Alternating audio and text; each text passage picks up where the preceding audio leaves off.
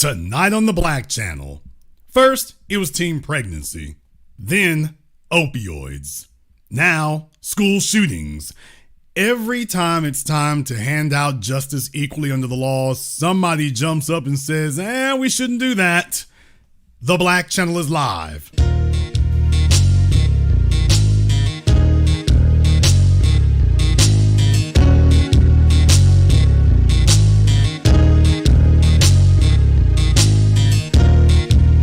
Unapologetic, unadulterated, and absolutely uncompromising.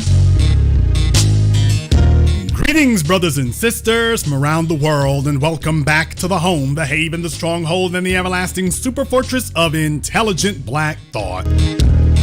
We are the Black Media, and this is the Black Channel. I am your host, your brother, your humble servant, the voice of Black America, the Black Authority, broadcasting to you live from the only historically black college and university of higher education and learning in the cosmos. You are, of course, welcome to join us.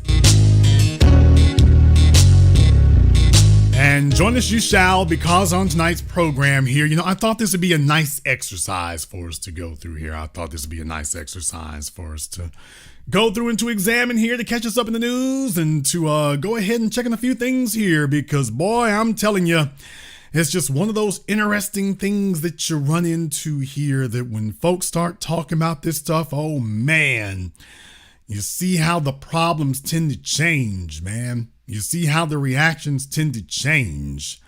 You see how things get to be real sympathetic. And they get to be real sympathetic, except when it comes to us. Now, if you all remember, we reported on this case, Ethan Crumley. This was a young white child who had some suspected white supremacist tendencies going on there. Don't worry about that. But along with everything else was his family, his mother and his father. Boy, I'm telling you, if Ma Barker wasn't available, these two certainly filled in. And what happened was they wound up charging him as an adult. And then now they've charged his parents. And it looks like they decided we're going to go ahead and find them guilty, basically, alongside what he did. Now, what I want to do here is I want to show you what it said from ABC News. And I want to show you, take a look at the way this is going. Take a look at the way they're framing this. From Nadine Al-Bawab, what Jennifer Crumley guilty verdict could mean for parents of other mass shooters. Now, remember, in American society, when you're discussing the dominant society, what you do is you don't use those type of specific terms. You don't do that. You don't do that at all.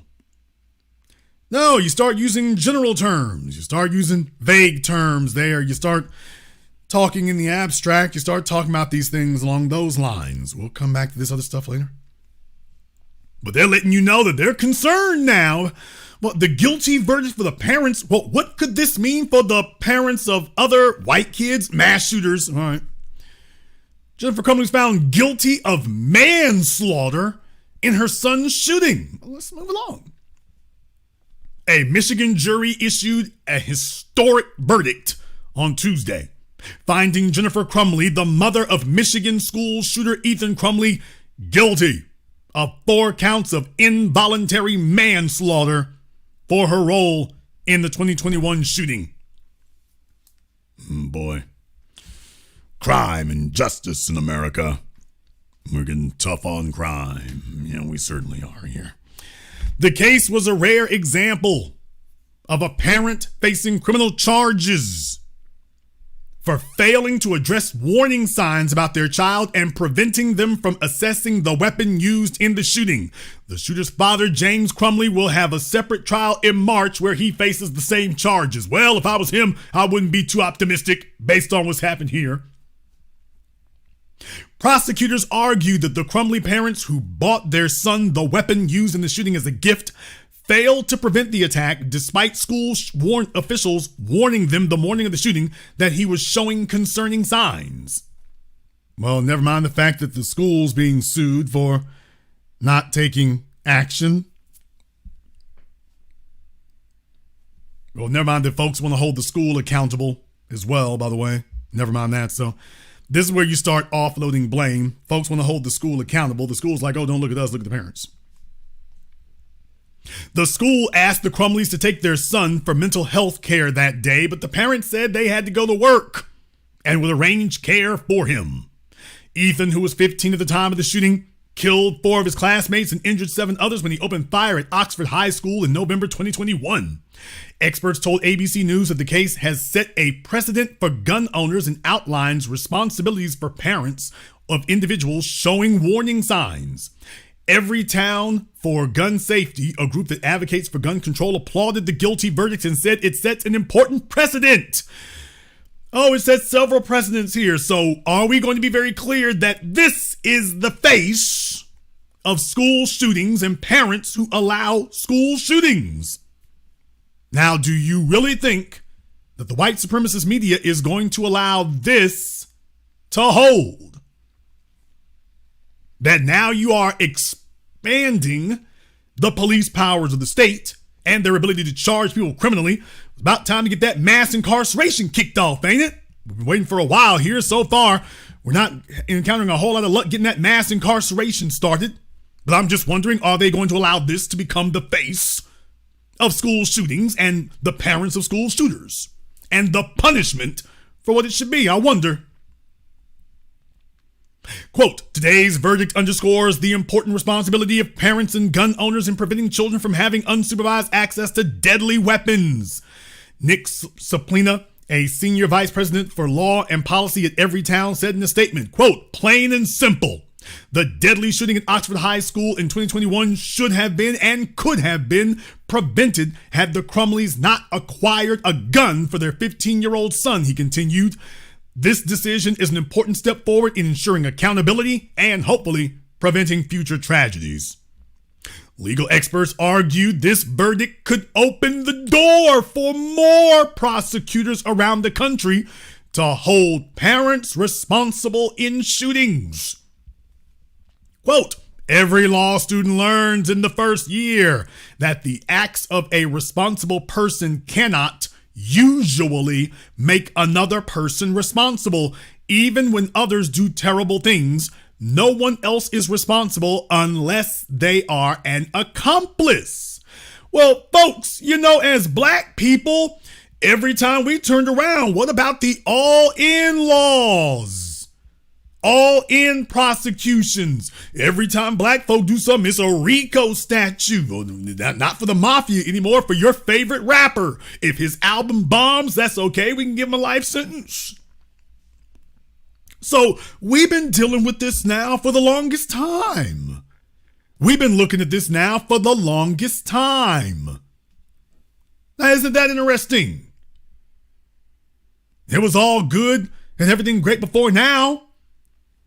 If you all agree that before now, the all-in laws were targeting us the exact same way and nobody said anything, give me the padlock emoji in the chat room and hit the likes button for me. It's over 2,000 people here, almost 2,200 people live in just the first 8 minutes.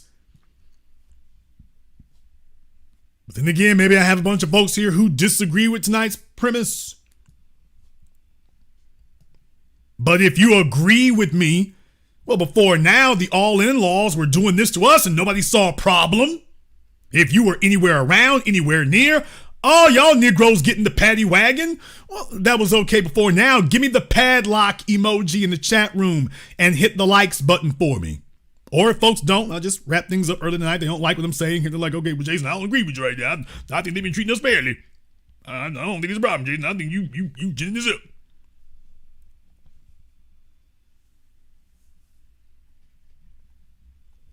Now they're concerned. He goes on to say here, but the facts are so damning. Really? How are these facts different from all the other school shooters? Klebold and Harris and the rest of them. How are these facts different from all the others?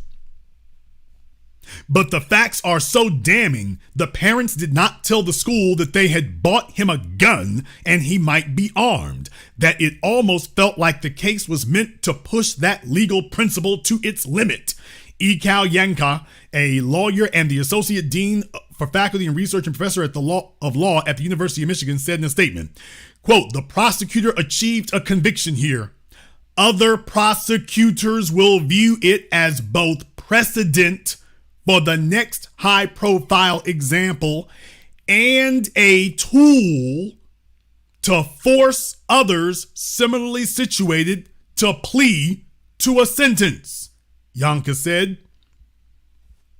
Other attorneys argued that the jury might have set a threshold for negligence. Quote, "When we look at this verdict, when I see the jury and the morals of that particular community say that these actions by these parents rose to the level they were found criminally negligent of involuntary manslaughter," Chana Lloyd, attorney, ABC News legal contributor, told ABC Live, "this jury is essentially sending a message that says you cannot. The signs that were there, the red flags that were given, knowing that information, still hand this young man a gun without any sort of proper controls and say you were acting as a responsible parent," Lloyd said. Another attorney said this ruling means parents need to be diligent about knowing what is going on with their children. Quote, "It definitely sets what we call in the legal community a bright line rule. And so I would say you take what the elements of the Jennifer Crumbley case is and see if it applies to others." There's some reassuring legal dogma there now, isn't it? Brian Buckmeyer, an attorney and ABC News contributor, told ABC News Live on Tuesday, "In Jennifer Crumbley's case, it was a matter of red flags, the school bringing them in, seeing the drawings on the math homework, the text messages, and the fact that, I think that this is an important part, she supplied the gun through her husband and she was the last one to see him operate that weapon."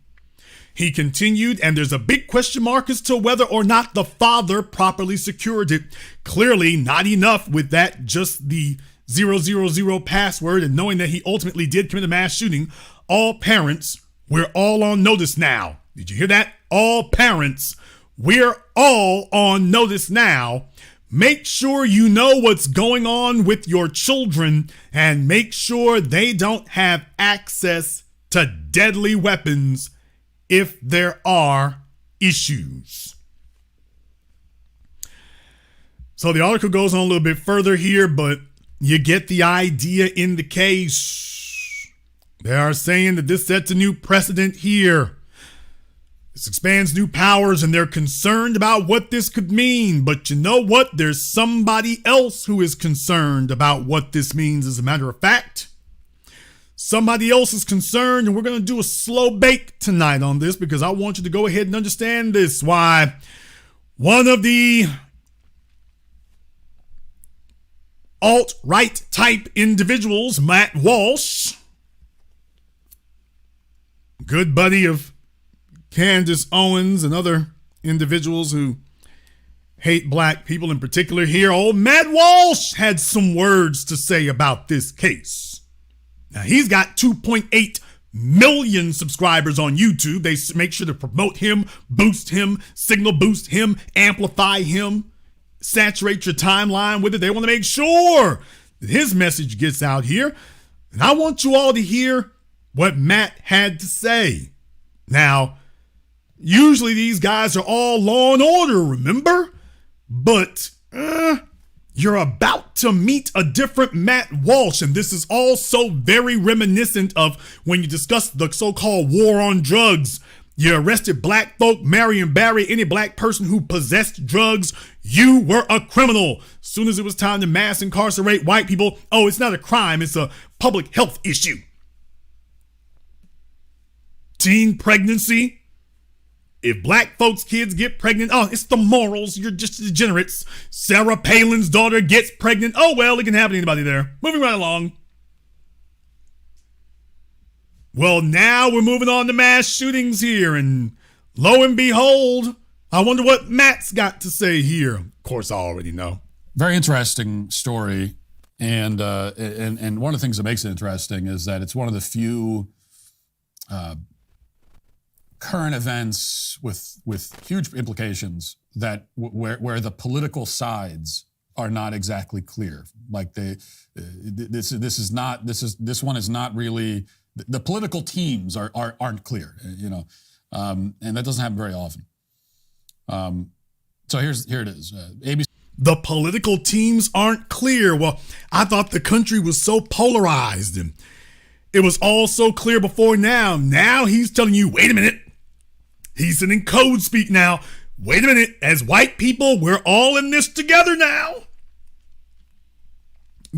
We can't choose political sides on this. The political sides are not clear. We got to come together now. We have to understand what this means. We got to understand what this means. Jason, he ain't said nothing about black folk here. Okay, you know what? You're right. Let's give him a chance to make his case. ABC News has a report. A jury has found Jennifer Crumbley, the mother of Michigan school shooter Ethan Crumbley, guilty of involuntary manslaughter in connection with the shooting deaths of 4 students at Oxford High School in November of 2021. Crumbley was found guilty of 4 counts of involuntary manslaughter in connection with the shooting, 1 for each victim: Madison Baldwin, Tate Meyer, Justin Schilling, and Hannah St. Juliana. The jury deliberated for roughly 11 hours. Jennifer and James Crumbley are a rare case of parents being charged in connection with a shooting carried out by their son. James Crumbley, who also faces 4 counts of involuntary manslaughter, will have a separate trial in March. And so they're going to jail for the fact that their son committed a school shooting. Now, so this is a very important case. And I think that it's obviously getting some attention. I think it's actually getting more attention than it is. And I'm not sure if everybody quite grasps just how vast the implications are. Because this is really an unprecedented moment in the history of the American legal system. The article said that this is a rare case where the parent of a school shooter is charged. I'm pretty sure it's the first case. Oh, really, Matt? Oh, really? I'm pretty sure that this is the first case. Well, that was interesting because you see, when I heard all of this, I said, well, you know what? Actually, I've seen this before. Remember this? Jason, why are you yelling it? Because nobody else is telling it. Shout out to the DOC. You all remember this case here? Oh no! All the alt-right people and suspect white swimmers says, no, you coming back over here. Remember this case? A 6-year-old. 6. He shot the teacher. They came and got his mother. And just last year, here, hold these 2 years in prison. Remember this? I wanted to make sure that I got an article that showed the mother's face because there was ambiguity at the beginning about the 6-year-old. And I was like, from the beginning, I was like, that's why you all didn't hear me say anything. I never made an assumption about nothing. I was like, okay, let me find out about the kid here because I got a feeling they're going to try to leverage this. Well, guess what? Remember this one? Oh, yeah, 6-year-old shot the teacher. They tried to figure out, how do we charge him? Can we lock him up for life? Can we charge him as an adult? Damn it, 6 years old. That's okay. Immediately went and grabbed his mama. Immediately told her, oh, don't worry, you coming with us. No ABC News legal analysts had to go over this. Nobody was saying nothing. Matt Walsh wasn't wringing his hands. Where was Matt Walsh to wring his hands about this? As soon as they go and charge a white woman, all of a sudden, oh, I'm sure this is the first time. Fortunately for Matt, he's got me here to clarify that for him, because while he was sitting around probably doing celebration dances, I'm like, by the way, y'all know they just arrested the kid's mother. Well, we can't charge him. Well, you all are the ones who usually want to put handcuffs on little kids when they're black. Now you're like, damn, he's too young to really charge with murder or attempted murder. Let's go grab his mom. Somebody gonna pay for this. Now, all of a sudden, they grabbed some white parents and said, okay, well, what's good for the goose is good for the gander. Go ahead and grab her. All of a sudden, Matt wants to, I think this is the first time that we've seen this happen. No, Matt, actually, we've seen this before. And that case is not the only one, by the way. There are others. That's not the only one. There are others. But I just thought I would refresh your memories here. I know we're moving real quick here. We're only 20 minutes in. We've covered a whole lot of ground. Matt's got some more crying and complaining to do here, though. So the implications are? Because this is really an unprecedented moment in the history of the American legal system. The article said that this is a rare case where the parent of a school shooter is charged. I'm pretty sure it's the first case. Lie. So a new precedent is being set. There's a new precedent being set here. And I think the precedent is troubling. This is not a new precedent. They've been doing this to black folk forever here. So he's troubled by this happening to one white family. Having to black folk, he was never troubled. Not before now. That means it's happening to white folk. I think it's quite troubling. Now, listen, Jennifer Crumbley and her husband, by all accounts, based on everything we heard in the trial, based on everything we've seen, and not to mention, obviously, just based on the fact of what their son did. So based on all that, we can establish beyond any reasonable doubt that these are bad parents. Of course, they failed in spectacular fashion in their basic parenting duties. They were not, just to call them bad parents would be an understatement. And there's no denying that, no disputing it. I certainly don't dispute it. And that's why on a visceral, emotional level, I understand the people that are cheering this verdict. And from what I've seen anecdotally, I don't know what the surveys would say, what I've seen anecdotally just on social media, it seems like most of the people who've reacted to the story and the verdict yesterday are in favor of it. That's okay, so you see Matt, boy, he's trying to figure out how to thread this needle. He's trying to figure out how to do that because he's like, boy, I'm telling you here, how do we make that happen? How do we make this happen here? How do I address the indefensible and at the same time remind white folk, hey, we might be putting ourselves behind the 8 ball here. We might be putting ourselves behind the 8 ball. So how do you straighten that out, man? Put everybody on notice and let them know, hey, hold on a second here. They done grab some white folk and treating them like them Negroes. How you gonna make the parents responsible for something the kids did? Okay, they do it to black folk all the time. Yeah, but we're white. Well, it wasn't bothering you before. Yeah, but we're white. What it seems. Certainly, there's a lot of people who are happy about the verdict. And if I'm being guided purely by my feelings of disgust towards parents who apparently didn't even attempt to do their job as parents, and I'm being guided by that, then I would say, hell yeah, go rot in prison. You deserve it.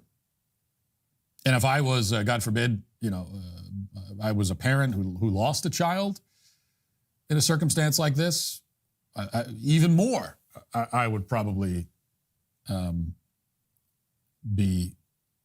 want the parents to suffer for their failures as parents. So I get all that.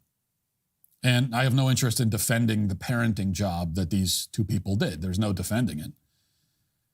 And I would also say that it seems clear to me that it is at least partially their fault that their son went off and murdered innocent people. Do y'all hear the splaining? Look at the stuttering. Take a look at all the milling around. Do you hear the splaining going on here? I mean, Matt is tormented because he can't really say what he wants to say, but he's trying to nibble around the edges because he knows if he goes straight for it, this is going to be replayed on Twitter by all the folks who don't like him and whatnot. So he's splaining his ass off to try to set the template and set the narrative. Well, I understand. And if it were me, I mean, it's disgusting. Let him go ahead and rot and suffer here, And his parents are, at least partially responsible, partially. Boy, I'm telling you, he's trying to thread this needle heavy. He's trying to thread it heavy. So if you're blaming them, at least partially, for what happened, I think that makes sense. Yeah, I think they are at least partially to blame. All of that is true. He keeps throwing that partially in there, Matt. You're not doing yourself any favors right now. Read the room, fella. You need to read the room a little bit better, but there's a point he's trying to make. At least partially their fault that their son went off and murdered innocent people. So if you're blaming them, at least partially, for what happened, I think that makes sense. Yeah, I think they are at least partially to blame. All of that is true. However, with all of that said, I just have extreme reservations about it. And I'll give you. However, with all that said, however is another way of saying but. And we all know what but means. But neutralizes everything that was said before it. So he said all that and then said, however. So he was real timid and real scared to get to that however, because he knows, boy, this isn't going to go over well at all. But he's got to let the rest of the society know exactly what the issue is. That makes sense. Yeah, I think they are at least partially to blame. All of that is true. However, with all of that said, I just have extreme reservations about it. And I'll give you two things to think about here. First of all, the prosecutor's case, even though it was ultimately successful, he prevailed. But really, the case that the state was making here, it makes no logical sense. And there are a few reasons for that, but the main one, the big one to my mind, is that they charged Ethan Crumbley, the shooter, as an adult. Right? Now, why is that significant? Well, because in charging him as an adult, and he committed the crime when he was, I think, 15. But they charged him as an adult. And I agree with that. I agree with charging as an adult for a crime like this. Now, 15 is not an adult, but for a crime like this, I think you have to. It's like, what else are you going to do? Send him to juvenile detention and let him out in 5 years? Like, you can't do that. So I agree with the move. I think it's the right move in this case. And if you have someone even at 15 who commits a crime of this sort, well, they just have to go away forever. There's no way that you could ever, like, we cannot contemplate a future where someone who murdered, who's committed mass murder is walking free. Okay, now, did you hear what he just said there? That he stumbled because there's actually a phrase he's supposed to use that we all know what the word is, and he deliberately evades using the word. Let me go back and play it here. And if you have someone even at 15 who commits a crime of this sort, well, they just have to go away forever. There's no way that you could ever, like, we cannot contemplate a future. Okay, there's no way that he could ever, the phrase is ever be rehabilitated. But you notice that he avoids using that phrase. Well, this is the phrase that we always use with young people, youth offenders. Well, I mean, what you're saying is you're writing off the ability to rehabilitate him, but he's not going to use those words, that this young white kid cannot be rehabilitated. He's smart enough to know he doesn't want to set that precedent of using that phrase that a young white child could be unable to be rehabilitated. Even though he knows full well what the sentence is supposed to be and what the phrase is supposed to be. As I said, folks, I want you to understand, this is major, major, super major for these people. To have to sit here and look at white people and white parents and tell people they cannot be rehabilitated. They understand the dangers of putting that thought into the national consciousness, that he's using his platform of millions to show the faces and the images of white people and white children, and then to say they cannot be rehabilitated. Now, if these were black teenagers, he would go straight to it. If these were black children, he'd go straight to it. But in this situation, he makes sure not to say that phrase because that's a phrase that is used in common commerce of vocabulary in legal circles. Does he really want to use his platform of millions to show white people, white families, white mothers, white fathers with their white kids and say, lock them up, throw away the key, they cannot be rehabilitated? He's 15 years old and unable to be rehabilitated. Write him off now. What he's done is too heinous. Write him off right now. And that's why I'm pointing out to you to let you all see. By the way, do you see how his wording, everything is tortured over this? All this tortured language he's using, a guy who's usually pretty eloquent and pretty straightforward, and now he's groping and searching for terms because he can't say what he really wants to say. I agree with the move. I think it's the right move in this case.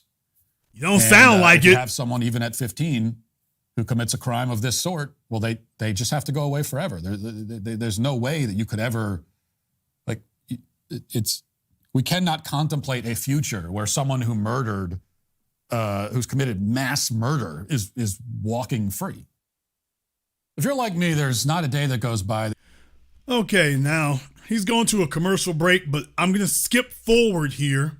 I'm going to skip forward to the 9.5 minute mark, and I want to set it up for when it gets to the next part. I want to set it up for when it gets there. So I'm going to go forward to the 9 minute mark, and I want you to hear this next part. Very important. This is the really the biggest issue, is what is the limiting principle? We all agree that the Crumbleys were bad parents. And I think we all agree that if they were better parents, probably this crime never would have been committed. We can't say that for sure because people are, even a kid is like their own human being with their own mind. And you know, it's plausible that you could be a perfect parent basically and still end up with a kid who does something horrible. It's like, it's unlikely, but it could happen. Interesting, Matt. Boy, don't y'all see how he's throwing all these qualifiers and all these scenarios out here? Boy, I mean, he's trying to soft pedal this as much as he can. It's plausible that you could be a perfect parent basically and still end up with a kid who does something horrible. It's like, it's unlikely, but it could happen. So the Crumbleys were perfect parents, and okay. Perfect parent basically and still end up with a kid who does something horrible. It's like, it's unlikely, but it could happen. So, but probably if they had been better parents, this wouldn't have happened. But that same argument applies just as well to many thousands of parents who are still walking free today. I mean, it stands to reason that a large majority of the violent criminals in prison right now have parents who were at least as negligent and incompetent and disinterested as. Am I the only one who detects that he's using some different phraseology here that ain't got a damn thing to do with what he's talking about? Am I the only one who detects a turn in the terminology and vocabulary he's using? Am I the only one who detects that? Maybe I'm wrong. Maybe he's not making a turn in vocabulary here and starting to turn into another direction about something. So maybe I'm in error about that. So let's go ahead and let him finish talking. So, but probably if they had been better parents, this wouldn't have happened. But that same argument applies just as well to many thousands of parents who are still walking free today. I mean, it stands to reason that a large majority of the violent criminals in prison right now have parents who were at least as negligent and incompetent and disinterested as the Crumbleys were. So put it another way, as a percentage, how many mass murderers, serial killers, and gangbangers do you think had good, attentive parents? Like, does anyone think that it's more than 10%? Mass killers and gangbangers. What? Yeah. Oh, so my Humpty ears don't deceive me. Yeah, we talking about white parents and a white-fueled phenomena, And as soon as it's time to start talking about expanding the laws to prosecute white people more, all of a sudden, wait now, you can't do that now. What about all them black folks out there? Why are we not doing that over there? So much for personal accountability. So we go from talking about mass shooters in a school who the parents gave them weapons to so-called gangbangers, whoever the hell that is, who steal weapons or procure the weapons on their own. They don't get them from their parents. Now he's talking about parental negligence. The negligence here was the mom and dad bought the damn gun and gave it to him. So instead of focusing on them, wait now, as I said from the beginning, he can't say what he actually wants to say, which is, wait a minute, we can't sit up here and go locking up a bunch of white parents. We can't do that. I mean, you do that to the Negroes. We don't lock up a bunch of white parents. You're setting the precedent that we can lock up white parents. You all know the dog whistle. Wait now, change of subject. What about all the black folks committing all these crimes out here? What about them? Well, they're already in jail. Yeah, but what about the parents? Well, this isn't the same thing. The parents didn't buy them weapons. The situation, the scenario you just named, gang members, the parents aren't buying them weapons. Yeah, but negligence. Dude, this isn't even the same thing. So I just wanted you all to see that I was detecting there that his speech and terminology was starting to seem to make a turn in a direction. It was starting to turn off in a direction. And sure enough, yeah, we were right. Applies just as well to many thousands of parents who are still walking free today. I mean, it stands to reason that a large majority of the violent criminals in prison right now have parents who were at least as negligent and incompetent and disinterested as the Crumbleys were.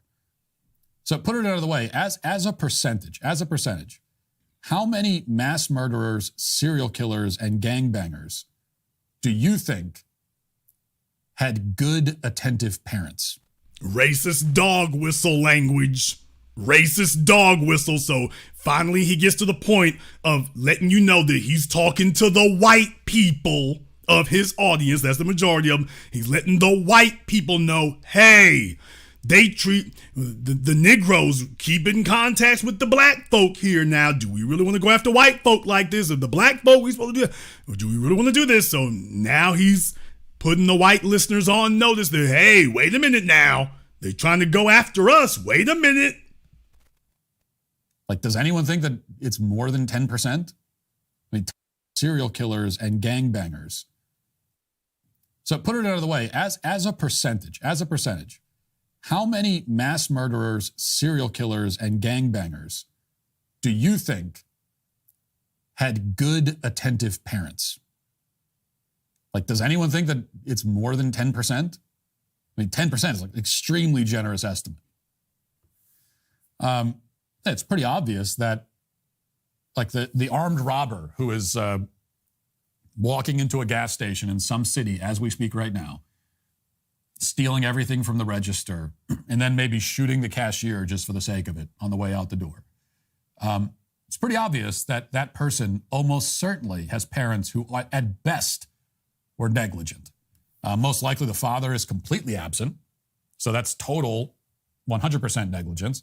And the mother is just not interested in doing anything that could be described as actually mothering her child. Okay, but we're talking about an adult here.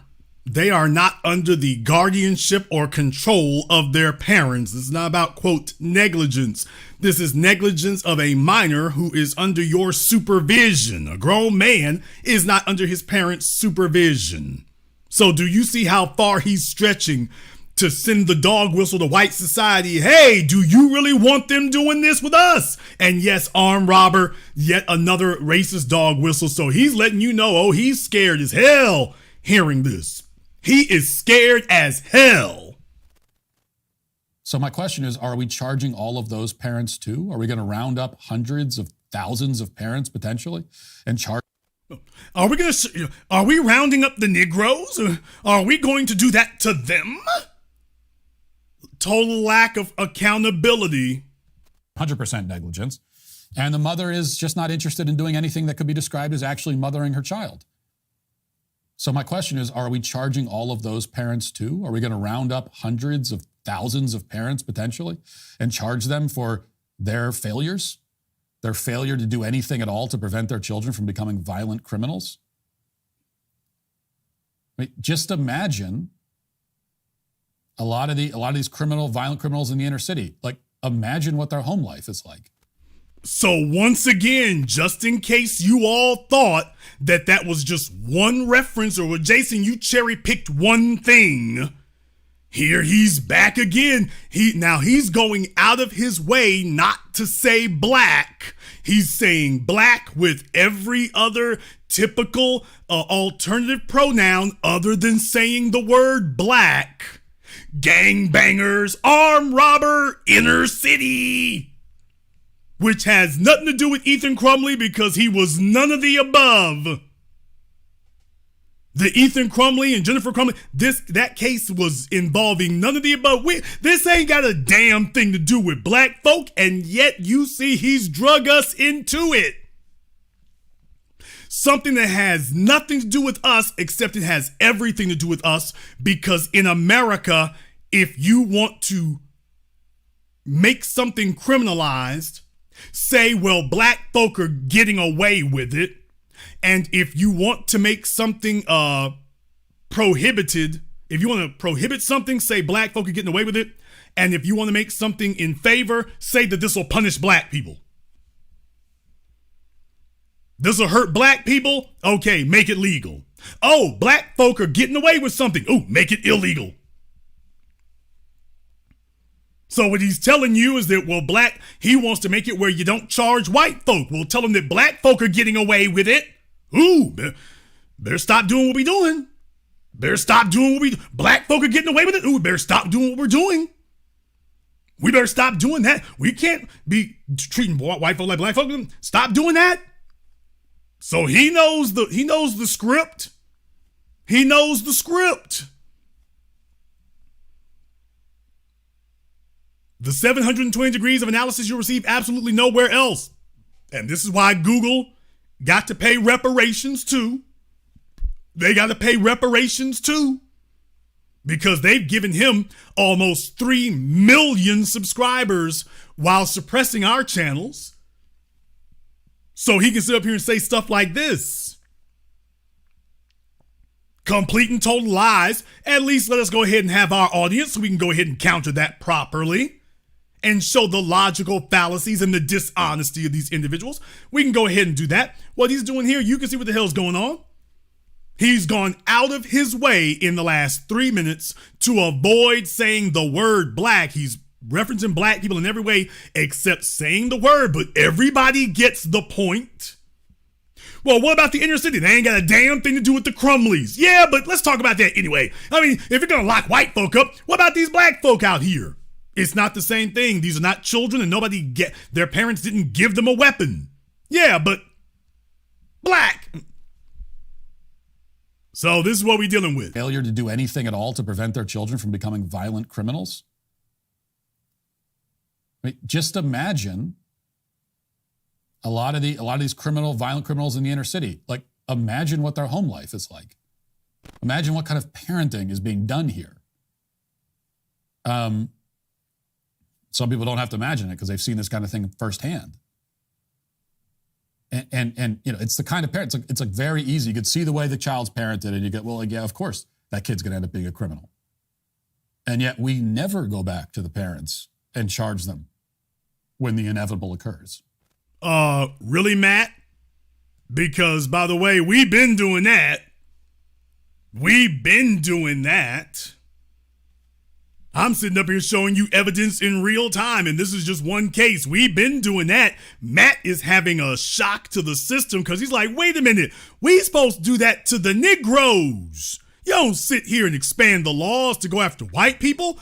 You take the here's the issue that he has. The overwhelming majority of school shooters are white kids. So therefore, because this is the abstract way in which the justice system, the court system targets black people, what you're seeing is the court system basically taking a crime that is disproportionately committed by whites and saying, now we're going to ultra criminalize it. You know what you've done to black folk all this time. We're now going to ultra criminalize it. And he's like, wait a minute. Well, you can't say it's along racial lines, Matt. Because you can't say that the system, the prison system doesn't target black people, so you can't say that this is racial. This is a white family. Black folk ain't got nothing to do with this, so you can't claim that there's some discrimination. So he's giving all the language that they're being discriminated against, even though there's no discrimination whatsoever. This is the tactic they've been using against us forever. Find something that black people do in disproportionate numbers and ultra criminalize it. Target it. Focus on that. Hand out stiff sentences, expand culpability and liability to arrest anyone and everyone and give them excessive sentences also. Well, now they've turned it on you. Hey, here's a crime that is disproportionately practically always committed by whites. Let's ultra criminalize it. Round up everybody. Grab the assailant and grab his parents. Matt's like, oh, hell no, this sets a terrible precedent. This is awful. So he's stuck between the rock and the hard place because he doesn't want to argue in favor of black people, but at the same time, it's like, whoa, okay, well, whatever you're prescribing for us, you need to prescribe for them. So he's just asking all these weird ass questions. Well, what about the gangbangers and the armed robbers and the inner city and the parents of these people in the inner city? Did I mention inner city? What about them? And weren't they negligent or had tough home lives or what? I mean, I don't know what I'm saying, but what about them? So he can't say what he really wants to say, which is, wait a minute. White parents don't need to be targeted for what their children do because it can happen in the best of families. Now, the black folk, target them all year, but we don't target white parents. That's not what we do. We don't mass incarcerate white people. That's not what we do. We don't all in white people. We don't RICO white folk and parents like that. We don't do that. You're talking about mass incarcerating white people now. No, we don't do that. It's first order of business now. What about them Negroes? Dude, we ain't got nothing to do with this. We were literally not involved in any aspect of this, and yet we got drug into it. We got drug into it even though it literally ain't got a damn thing to do with us. Except he wants to bring us into it so he can remind white people, now, if you ain't gonna treat black folks like that, but you've been treating black folk like that, so now you're just lying. Well, it don't matter. If you're not gonna round up the gangbangers and their parents, but these are grown men. Round up their parents any damn way. Ethan Crumbley is a minor. These are grown men. Round them up anyway. And if you're not going to round them up, this isn't even the same thing, sir. Shut up. I'm white and I say so. Boy, Matt was having hell. And it's the kind of parent, it's like very easy. You could see the way the child's parented and you get, well, yeah, of course, that kid's going to end up being a criminal. And yet we never go back to the parents and charge them when the inevitable occurs. Even though Crumbley's, it's partially their fault. I agree. 90% of violent criminals in prison right now, it's also partially the fault of the parents. So I don't see how we justify only charging these parents and not all of the others who are at least just as culpable. So he wants to change the subject off of the white parents and throw out all these code words for, well, I mean, we've already mass incarcerated black folk here, but I mean, if we didn't lock up their parents for this. Well, no, you got them in concentrated pockets of poverty, and a lot of them have done jail sentences already, so you've actually already targeted them. The school to prison pipeline is flowing like the Alaska oil pipelines, and boy, just for this one case, understand something. In a white supremacist system, they are ultra sensitive to changes that negatively impact them. Black folks sit around and wait until the damn tanks are sitting outside and Bull Connor is screaming through the bullhorn and everything else. We wait until then. White society doesn't do that. The moment that they feel their grip on power may be slipping, I didn't say it is slipping, might be slipping. Oh, they take corrective measures. They get up. They're ultra vigilant. They start talking. They let everybody know, oh, wait a minute. If the slightest change begins to develop and occur, the slightest. As I started up from the beginning saying, what you see on your screen, that's what they're trying to avoid. They don't want that to become the image of irresponsible, negligent parenting. They have worked for decades, centuries now, to make it in your minds that there's only one image of irresponsible or negligent parenting. Now you're going to court and codifying under law. Under law, something setting a precedent that will disproportionately impact white families, and I'm talking about the statistics of numbers. If you treat all these mass shootings the same way, you're going to be rounding up a lot of white folk.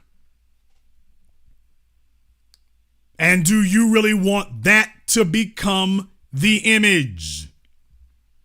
Do you want that to become where we are? Do you want that to become where we're at? He's trying to get the white folk prepared and let them know, hey, what are y'all doing over there? What are y'all doing?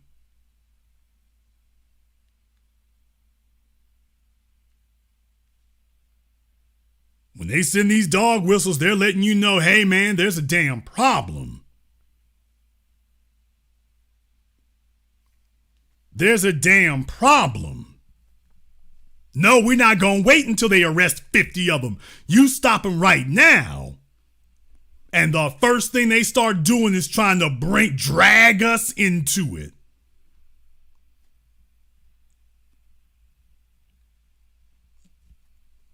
We have a right to be reckless parents in white society.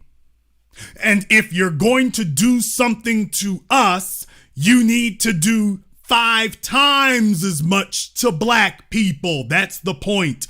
You cannot treat us equally. You're already targeting black people. But if you're going to do something that's more stringent on us and more strict on us, you better buckle down on the black folk even more. He doesn't talk about anything he doesn't talk about crime in general as well. Well, what about the gangbangers in the inner city? What about the gangbangers in the inner city?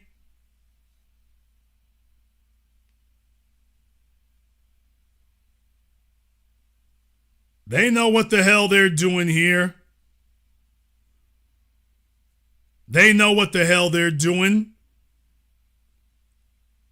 Other folk don't talk about these things. They don't analyze these things. I watch this. When I see these cases occur, I want to see how we're going to be treated. I want to see how it's going to go. I want to see what the commentary is. Because these folks, when they get this concerned about that, they're letting you know, oh man, there's trouble. There's trouble. When you got news outlets saying, by the way, this sets a precedent. What could this mean going forward?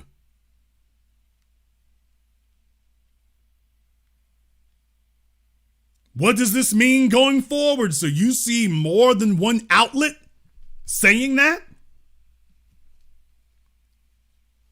You see more than one outlet saying that? More than one outlet bringing up, what does this mean going forward? Folks, this is the coalescing of the getting on code. when you see more than one outlet asking, what does this mean going forward? They're sending a signal to everyone else. Hey, we know y'all upset about what the boy did. We get that. But now y'all doing too much. Yeah. We know he shot up a classroom. We get that. But don't you understand? You are opening a door that targets us. Who cares if we're guilty? Who cares if it's right? Who cares if we've been doing the Negroes? You're opening a door that targets us. And that's not what we do. We don't open doors that make crimes that are going to specifically target us. You decriminalize white people. You don't criminalize white people, and you damn sure don't mass incarcerate us.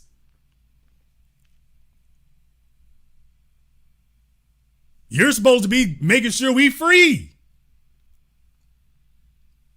You start doing this, and next thing you know, you go everywhere, and away you go.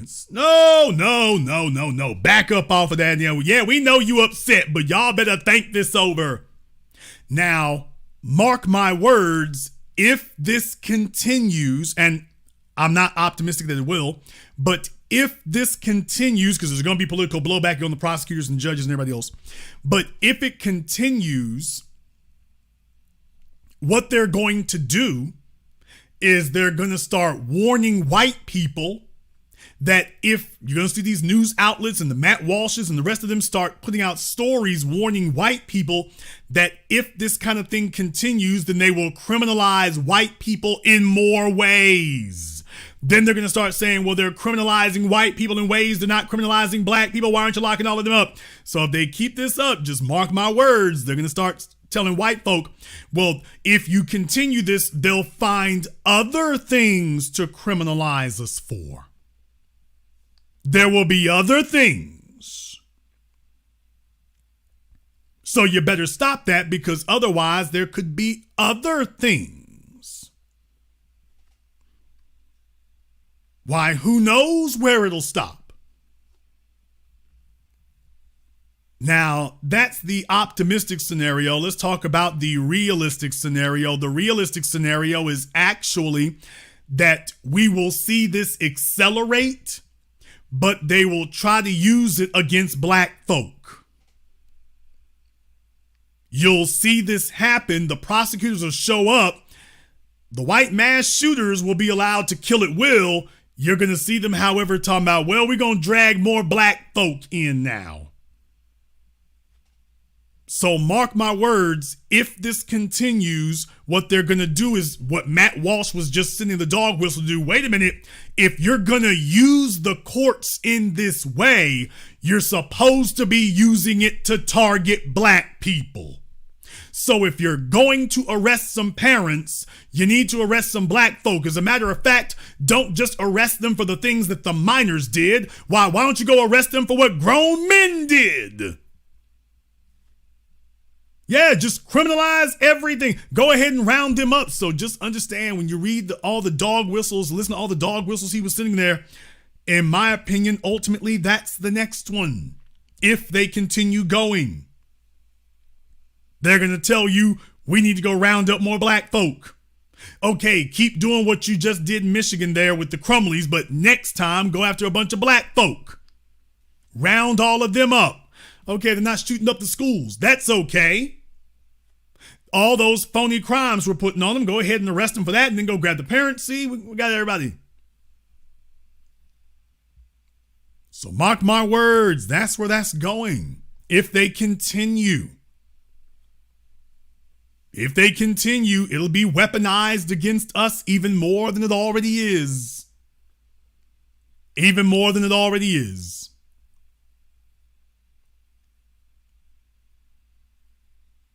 However, you might disagree. Therefore, the telephone lines are now open. And the number is 646-787-1933. That's 646-787-1933. Your personal access code to the blackest radio program in existence, the only one of its kind on planet Earth today. As always, you are welcome to join us. Want to send a big shout out here to my man, Mr. Richburg. Thank you very much for your support, brother. I appreciate that. Also, Mark B., Walter, Najee, Janice, and Andrew, and everybody else who has supported tonight's program on PayPal, on Venmo. Thank you very much for your support. We're going to go ahead and take a very brief commercial, non-commercial break. When we come back, your phone calls and more. This is The Black Channel. Hello, my name is Steve Burgess. I'm the author of this book, Guidelines for the Successful Student, a closer look at parenting your school-aged child. In this book, I've explained the role of the parent and the student in addition to what accommodations, procedures, rewards and consequences and expectations that need to be in place to ensure student success from primary to high school. This book is available on Amazon.com. For more information, please visit my link tree at Easy One-on-One, and to access my latest podcast, A Teaching Moment with Mr. B. Thank you all for listening. A white supremacist assassin seeks revenge. Corrupt FBI agents with evil intentions. Dangerous black collaborators dedicated to treason. Occam Jeffers must defeat them all and somehow survive. One misstep and he's a dead man. Join Occam Jeffers as he looks the devil in his blue eyes and tells him, Black first. A sequel to the underground hit War of the Heart, Spirit of 1811 Publishing presents God Love Us, on sale at Amazon. Pre-order and save today. Visit spiritOf1811publishing.com and show your love. Order yours today to experience all the benefits of Ash Kickin' Natural Body Butter. With skin so smooth and soft, you'll thank us for it. Shop Ash Kickin' online. That's ASHKICKIN.com.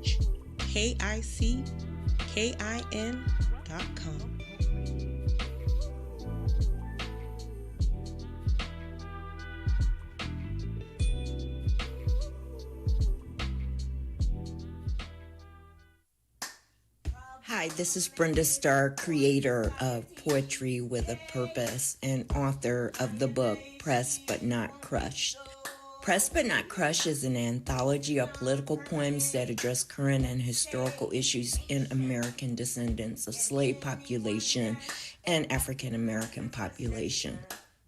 The book describes slaveries and its residuals, Jim Crow segregation, social depredation, and other relevant issues to American descendants of slaves and African Americans, including the current political climate that does not address our issues.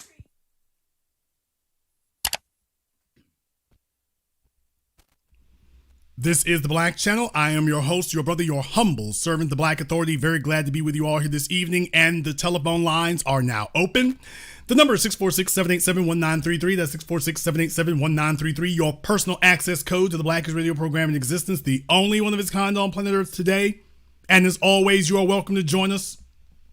I decided on tonight's program here, I want to focus on the sentencing of Jennifer Crumbley. As you all remember, her son, 15-year-old Ethan Crumbley, walked off into a classroom, gunned down 4 classmates, tried to kill a bunch of others there. He was caught. He was sentenced, but they grabbed both of his parents. Remember, they were making jokes with him. They provided the gun. They were warned that the boy was showing some bad tendencies. They said, too bad, we got to go to work. Left him here at the school. And next thing you know, as soon as they left, the rampage begins. But there are some folks out there who find that sentencing his parents, they've just sentenced his mother for manslaughter in this case. So basically they're saying she was like an accessory to it. They sentenced her to it. Now folks are wringing their hands and saying, wait a minute now, wait a minute. How are you going to expand it? You're using white people to expand the criminal statutes.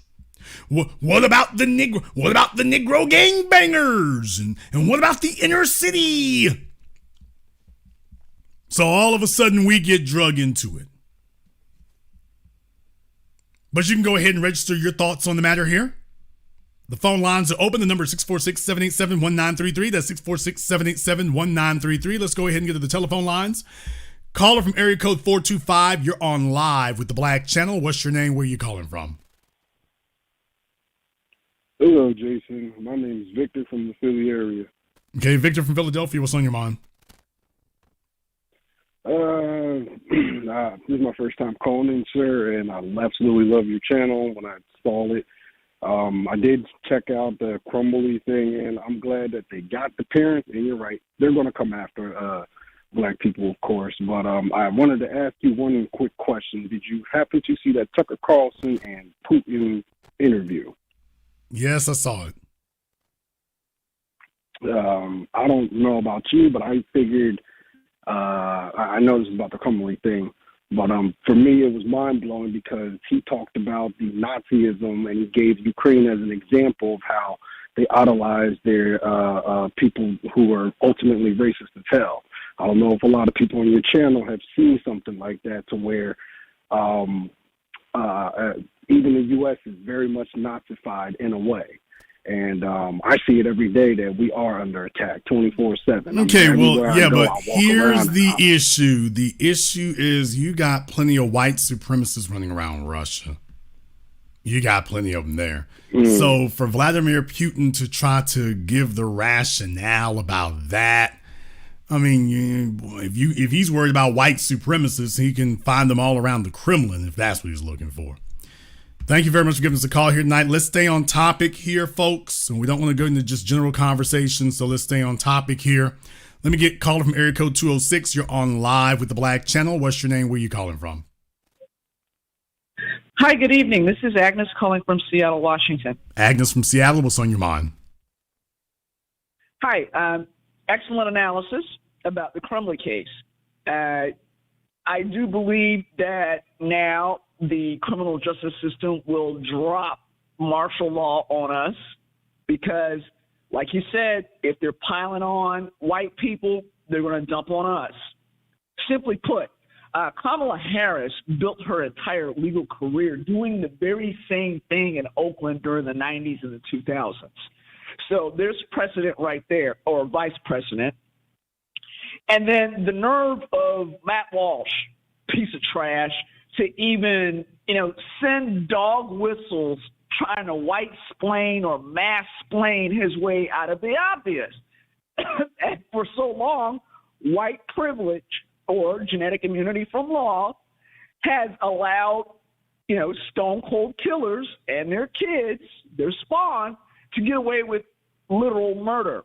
Now there's some accountability. And it is politically motivated, I believe, that the current administration is trying to set an example or make an example out of white people to convince black people that there's some semblance of justice when we know that that's not, and that things will go back to business as usual. Well, I mean, what he was doing here is, if you want to get off the hook, what he's trying to do is to infer that black people are getting preferential treatment. So you can't do this to white folk because, you're giving black people a pass, which ain't nobody gave us a pass for a damn thing ever. So the way you galvanize support is to make a racist statement, and black folk are getting preferential treatment. We can't have that now, can we? So now he's brought to school shooters, and we've always warned you, hey, look, at the end of the day, they're going to tell you there shouldn't be any limits on them. None. There just shouldn't be any limits. No matter how bad it gets, how terrible it gets, the bottom line is, what good is whiteness if we don't have our privilege? What good is it? Exactly. And to that point, there have not been any black mass shooters. I mean, you don't have any black children going around shooting up the schools at all, not mass killings, especially there are not any black children whose parents give them firearms and shoot up the school and just walk away. Please, they would have called Child Protective Service at the hint of a parent giving a child anything that any kind of weapon. So, yeah, with the white privilege thing and the signal boosting and the signaling to other whites, hey, we can't be doing this. Yeah, I totally get it. And it is politically motivated, indeed. Thank you. Thank you very much for giving us a call tonight. Here, let me get caller from area code 323. You're on live with the Black Channel. What's your name? Where you calling from? Hey, good evening, Brother Jason's brother Elijah calling out Wheaton, Maryland.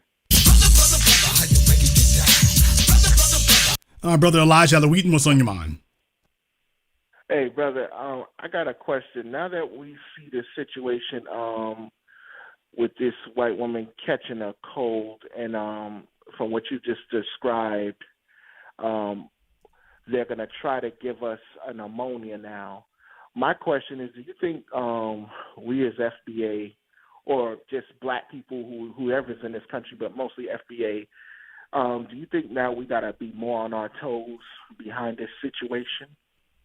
Well, you better be at this point right here, because you're looking at something here that is new. Now, I will say in that advent, it's new, but only because you're looking at white folk.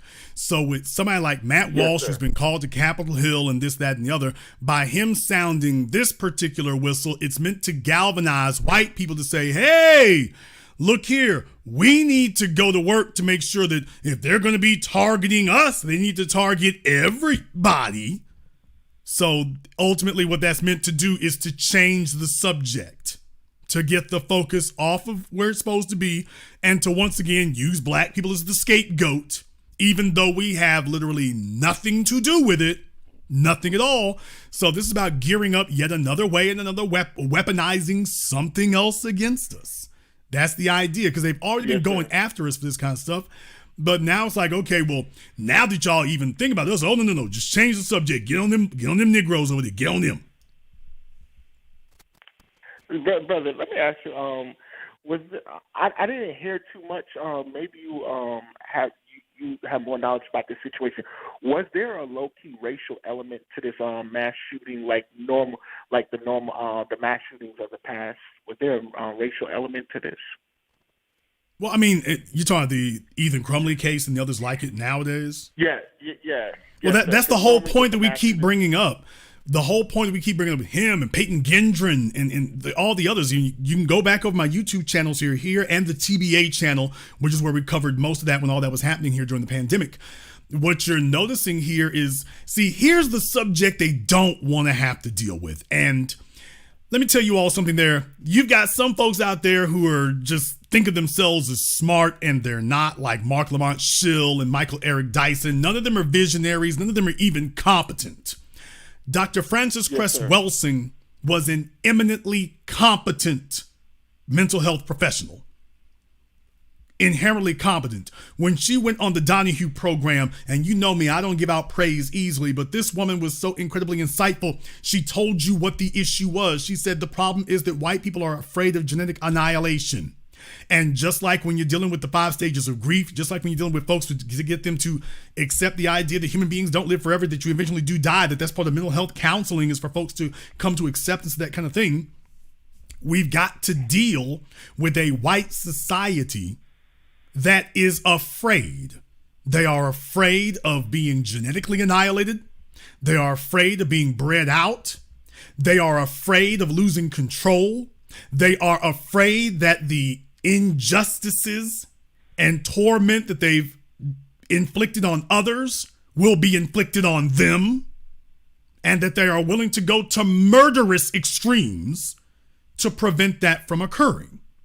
Even if there's no evidence whatsoever that it's going to, the problem is they are afraid of it. So when she told Donahue, so that is what we in the psychology profession and the mental health profession must grapple with, white people's phobias.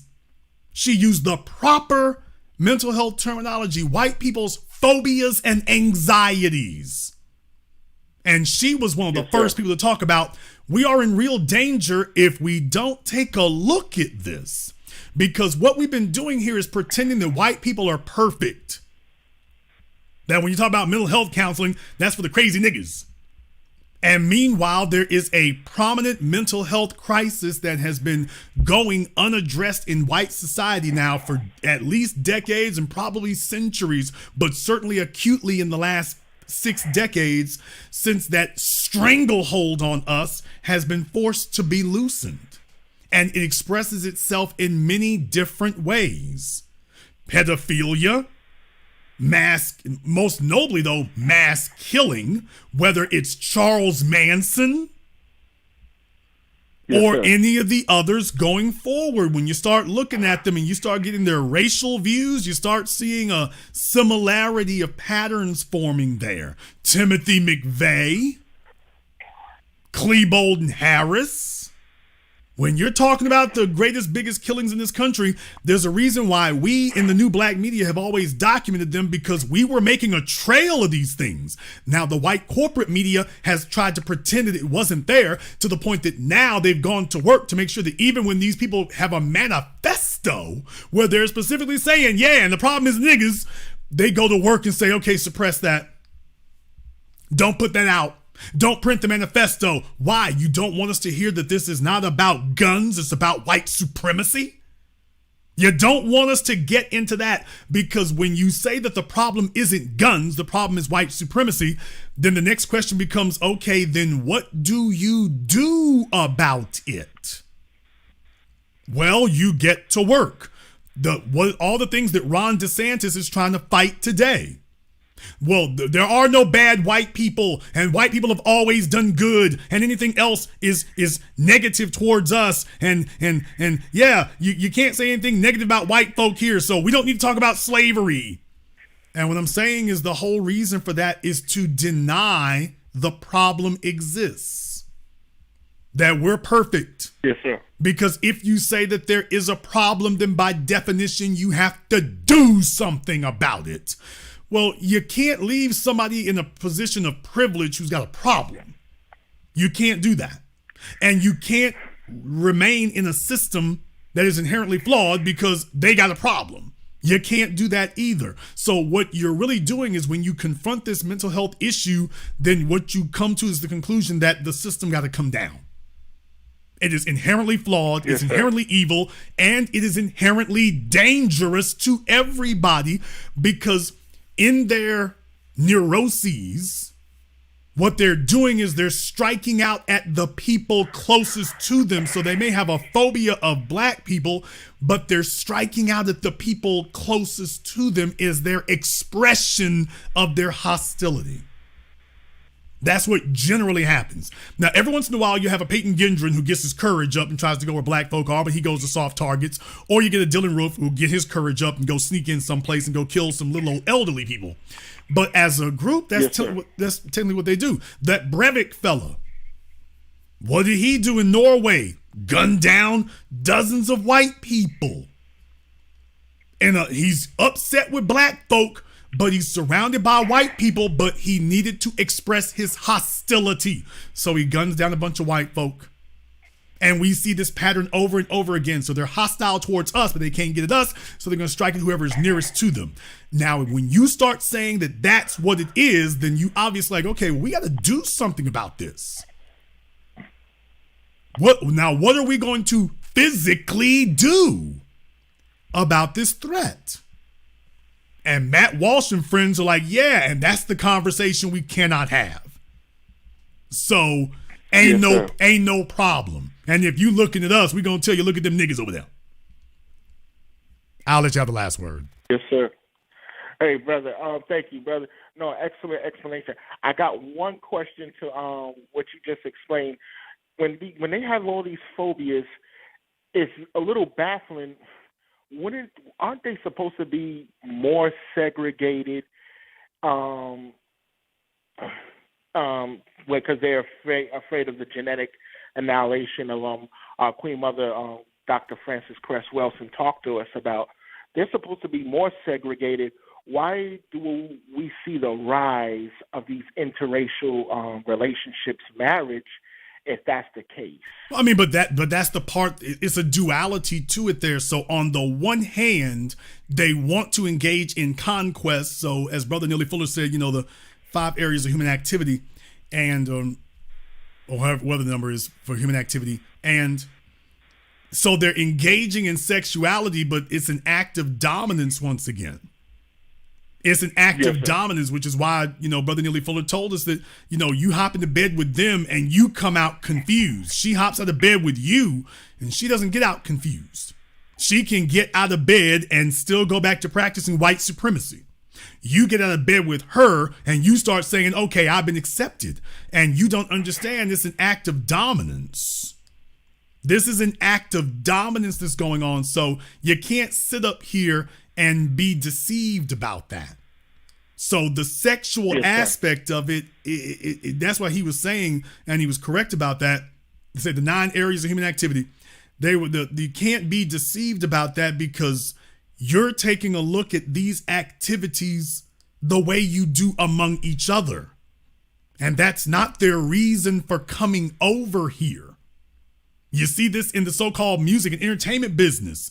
When we create a genre, everybody's getting along, it's harmony, it's justice in the universe, and then they bring somebody over here, and their goal is not to participate with us, it's to dominate us.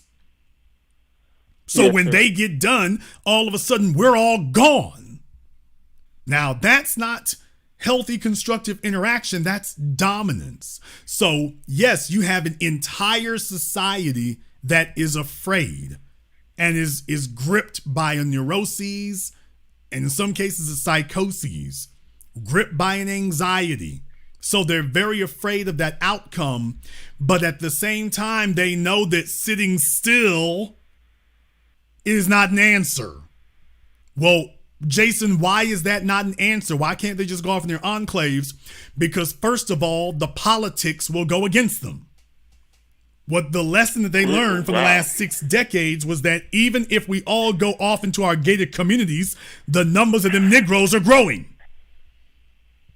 Whether we interact with them or not, their numbers are continuing to grow, whether we ignore them or whether we don't. So you have a good number of them who say we ignore this black threat at our peril. Even if we're not thinking about them, their numbers growing constitute an ever-escalating threat, period. So whether we're dating them or otherwise, that's what it does. Yes, so sir. you see, you don't have, so you're caught up in that duality where on the one hand, yeah, you want to ignore them, but on the other hand, there's a threat to doing so. There's a clear and present threat. So they're caught in the middle of that. Yes, sir. Thank you very much for giving us a call tonight. Let me get caller from area code 773. You're on live with the Black Channel. What's your name? Where you calling from? Miss P in Chicago. Hi, Miss P in Chicago. What's on your mind? Well, Jason, I was listening to you, and it was just interesting to hear that man come up with all those what you call weasel words to turn that situation to point to direct, to imply of black people. He said no fathers in the home, mothers, single mothers, like you said. Then he said the gangbangers and all of that, just to turn that situation with these white people in Michigan around to imply something that should be done to black people. And you also made a statement about they'll have to come up with a plan or do something. They're already doing something like that in Washington, D.C. There's a Bowser-Pinto plan. That's a horrible thing. It's got steps to it, all the evil things they're going to do.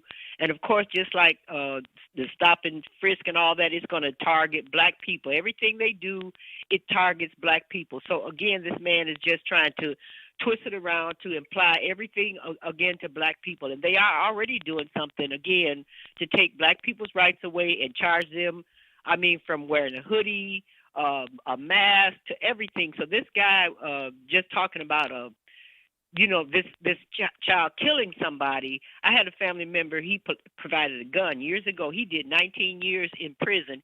He was about 18 or 19 when it happened. He supplied the gun, and they gave him life. He got out maybe a few years ago. So and meanwhile, Kyle Rittenhouse's friend, who illegally obtained the gun for him, both the state and the federal government, shout out Joe Biden, both the state and the federal government said, yeah, let him ride. Well, we ain't worried about that. Right. All of a sudden, the straw man gun purchase laws, all of a sudden, and we ain't worried about that. Right. Now, how many black people do you think teenagers can walk with a AR-45 or whatever that gun was down the street waving his hand and the police greeted him in? It was just deplorable the way he was treated, the way they didn't charge him with anything. They let him go, and that phony crime that he did on the when he was on the stand. It's just go to show you if black people don't see what's happening, I don't know what else to do. But this man clearly, just listening to him, I mean, where is he going with, he was, and like you said, he was very particular at what he was saying and how he was saying it, because he didn't want to just blatantly say, what about the black people that commit crime? So he's got to go and talk about the people that, if they're in prison, and, like you say, what did he want them to do? Arrest their aging parents of adults? This kid was 15 years old. How many black people are giving their kids guns? None. If your kid is doing something, you're not aware of that, and you certainly aren't going to buy a gun and leave it in the home unprotected with bullets, and then this kid goes out and do something, and you don't want to be responsible even after the school called them to let them know he was having a problem. They just totally ignored it. So I want to see the sentencing of the mother and the father, as well as this kid, how much time are they going to give him? Because he clearly has a mental problem and he should never be released. But, of course, they don't keep white folks in prison forever for doing things. So it's just it's like I said, it's just more things to do. But like I say, you check into the browser Pinto Planet in Washington, D.C. This is a black woman and a white woman come up with this plan. You should read the steps to it. It's just astounding, the things that they're going to do with this plan that's going to directly impact black people. So keep your eyes and your ears open. Thank you very much for giving us a call tonight. Yes. Let me get caller from area code 701. You're on live with the Black Channel. What's your name? Where you calling from? Hey, this is Ray calling from Fargo, North Dakota. Ray, you're from Fargo. What's on your mind? Oh, man, I am so glad you covered this. I didn't get to listen to the first half because I was working on my break. I did want to call in because, this punishment, I'm glad. I'm glad that this is happening because, when it comes to our kids doing something, if it makes the national news, everything about us, they slander us. They talk about the fatherless homes. They talk about the mother's father, like the little boy that went into the at the zoo, and he was behind the fence with the. Yeah, you're talking about the Harambe. You're talking about the Harambe incident there. Yeah. They tore the family apart, but it wasn't until this actual trial that we found out that the mother had a side boyfriend who had been messaging with the mother, and he was saying that they knew that the boy was going to do something. So I'm glad that this happened. And another thing, that I wanted to touch on is, what do you think as far as when they say we are always punished for the things that we do? We're always punished. I think it's good that now they need to sit down and have talks with their kids, like we have had to have talks with our children about, like the Trayvon Martin situation. About when you're stopped by the police, putting your hands on the dashboard, making sure that you have all of your stuff out. We've had to have talks with our kids. There's no need to act like black people as a whole just don't have any sort of class and decency about ourselves, to where our children are out randomly killing or, taking the life of classmates just because they're mad because of something that someone else is bullying them. Yeah, if someone's bullying one of our kids and we do have a shooting in a school or something happens, I'm not condoning violence in the school, outside of it. But most of the time, our things are targeted to one person, one situation. And like I said, I'm not condoning violence. But at the same time, these are the conditions when you do have situations like that, when you do have things happening in the hood. Those are conditions that just. Well, it's going to be hard to do that, though. It's going to be hard for them to execute this in that way because, on the one hand, white must mean free. It must mean privileged. And at the same time, you are confronted by the inescapable reality that you must implement some sort of controls. And worst of all, you don't have black people that you can plausibly blame for it and drag into it and use as the scapegoat. You don't really have that option. So I would suggest to you that you're in a no-win situation. You're either going to maintain white privilege or you're going to sacrifice it on the altar. And if history's taught us anything, it's most likely going to win out. Thank you very much for giving us a call. Let me get caller Miracle 773. You're on live with the Black Channel. What's your name? Where you calling from? Hello, this is Brent. I'm calling from Chicago. All right, Brent from Chicago. What's on your mind? Yeah, I was calling Jason because I agree 100%. This is just another case of the white man moving the goalposts with the information that they have to benefit white society. Actually, there was a killer in Joliet.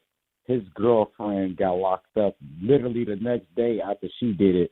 So just to see the white woman go through the same thing, you know, they double down on us way faster than they do it. They give them 1,000 chances before they really have to do something. And I'm glad that you're presenting this information and I'm spreading it as much as I can. Yeah, I mean, look, they're ultra sensitive to it. For us, we wait till they get us way down the road and they got 50 laws. For these folks here, the instant that something isn't going their way, the very first time it doesn't happen, they grab and start ringing every alarm bell known to man to let everybody know, hey, this ain't supposed to happen.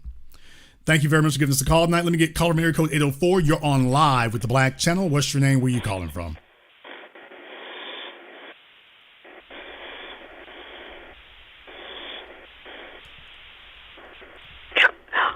I'm sorry, this is Kathy Roan here, Rico, Virginia.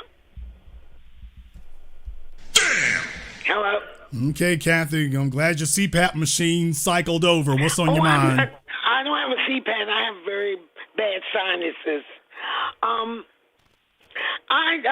that I'm retired, I can research things, right? So I went back and I looked. You were talking about the psychology of different things. About them?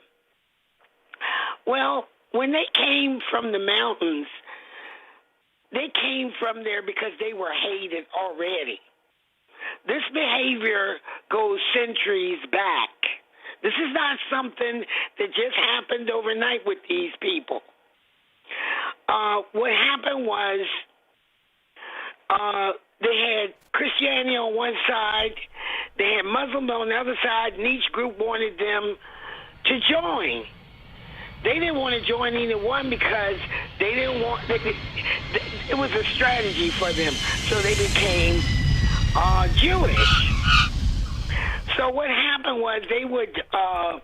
Okay, Kathy. Kathy, I think we're a little bit off topic here, but thank you very much. Yeah, I think we're a little off topic there. It's the gas from the CPAP machine, y'all. Sometimes it makes them a little lightheaded. And what are we talking about this? One more thing here. Charlie Brown. I get it. It's no problem. Usually she's pretty good, but I'm just like, I get it. Tonight's an albuterol night. Caller from area code 502. You're on live with the Black Channel. What's your name? Where you calling from? Hey, how you doing? My name is Alex. I'm calling from Arizona. Okay, if you're on speakerphone or something, you need to come off of it. Your audio is going in and out. Okay, sorry about that. Can you hear me okay? Okay, what is your name? Where are you calling from? My name is Alex. I'm calling from Arizona. Okay, where at in Arizona? Phoenix. All right, Alex from Phoenix, what's on your mind? Hey, first time caller. I just wanted to chime in just a little bit about this thing. So I remember having a 3-hour conversation with this white woman a little bit back, and I got a glimpse into white psychology from that conversation. In it, I learned that, from birth, they're taught that they can never be wrong, ever. It's kind of like that. It's kind of like that dude from the Boondocks. We said, we're Americans. We don't do the wrong thing because it's wrong. We keep doing the wrong thing until it turns out right. That kind of thing. It's instilled in them much like the halo effect for women. So in that conversation, she explained to me how she has a visceral and physical and mental response to me just telling her she was wrong about something, and she had to constantly tell herself that I wasn't attacking her. And I think what we're seeing here is a similar situation with Matt Walsh having the same kind of reaction from seeing consequences being imposed on actions for white folks. What we're seeing is a visceral response to the result of his cognitive dissonance, really. Well, yeah, I mean, look, you're looking at a high profile. There are levels to this. It's a high profile case. Memories are very long. It's a very black and white issue. You can't just sweep it under the rug. They got the shooter, but now you're saying, okay, that's not enough. And if it was a black family, if it was a black kid, that would be different. If they said it's not enough, Matt would have never paid this any attention, as I've already proven that he didn't.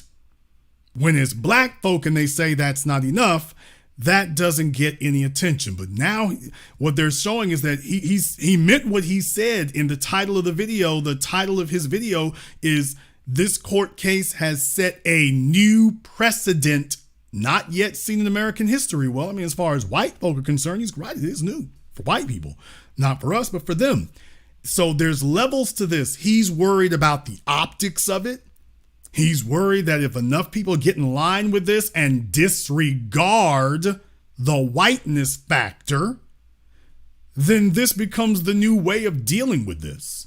And that every time you see a mass shooting, they're going to go collect the kid, then they're going to go collect his parents. Now, if they were black, this would not bother him, as it hasn't in the past. So he knows how you set precedents. There are several things you have to get over. Remember, when they go at us, what's the first thing you do? Demonize them, attack their character. Character assassination, demonization. That's what makes it easy to set them up to do whatever you want to do to them after that. Once you've demonized them in the eyes of the public, now you can do whatever you want to do. Well, with the Crumblies and these other folk, they come pre-demonized. Up until now, you haven't done anything with that demonization. Now he sees the next shoe has fallen. The next domino has fallen.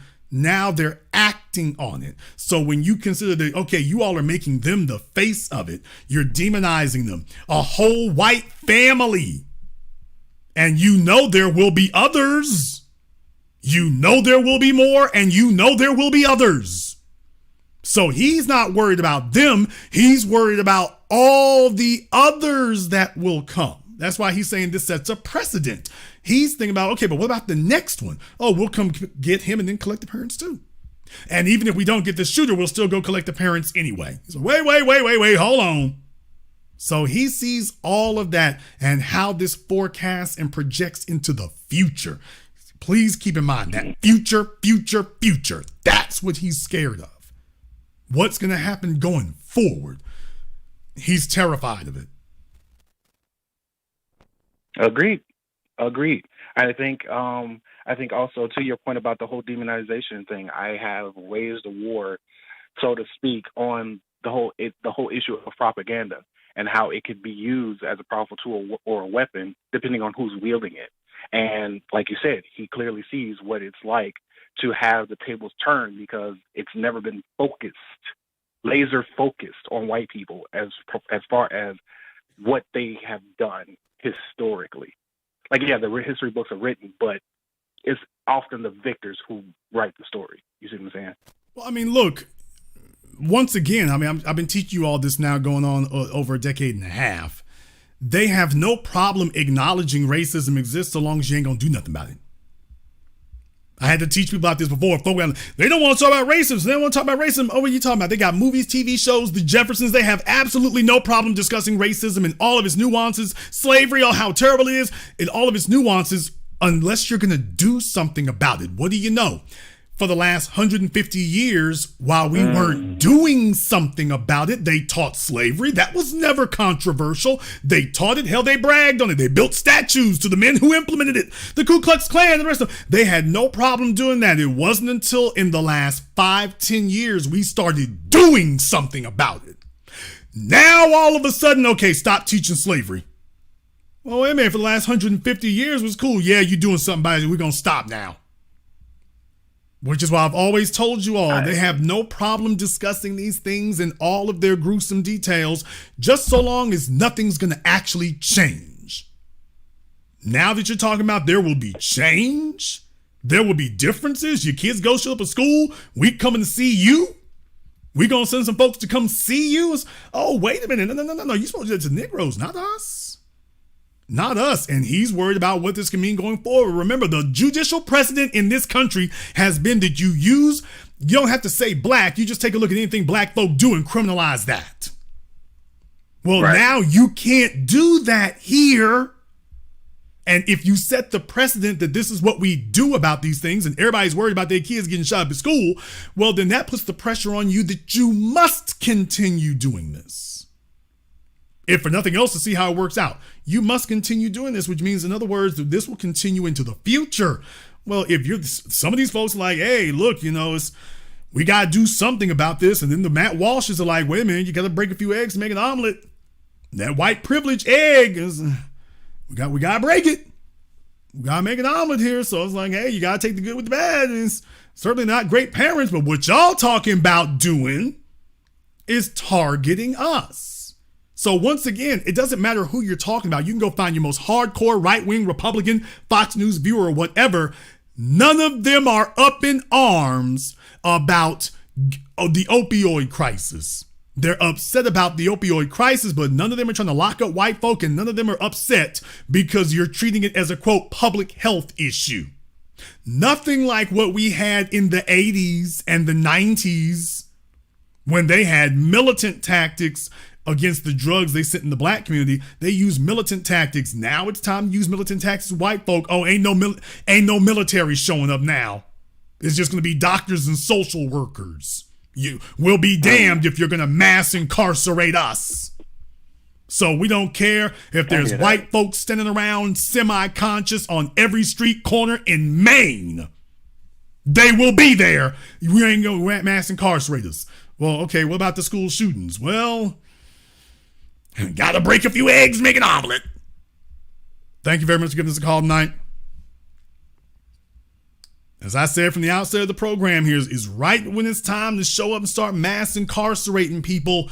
Okay, we're going to mass incarcerate you for a crime that your people disproportionately participate in. All of a sudden, wait now. Can't do all that. Let's think this over. What about the Negroes? We ain't got nothing to do with that. Yeah, but what about them now? Why don't we focus on you? Oh, well, what about you?